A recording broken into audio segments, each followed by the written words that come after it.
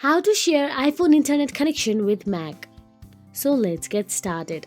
Firstly, make sure that both your iPhone and Mac are running Bluetooth and the same Wi-Fi. Then open the iPhone and tap on the settings app on your iPhone device. Then inside settings app, tap on the Wi-Fi option available there. Then tap on your Wi-Fi name which is connected to your mobile device. Then tap on your password option available. Security authentication will be asked. Simply enter your Mac password or Touch ID verification. And once done, you will get to see the password on your mobile device.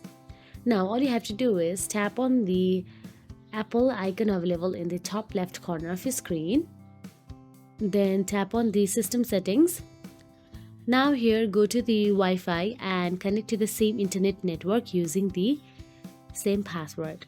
So that is it. If you found this video helpful, please like, share and subscribe, and thank you so much for watching.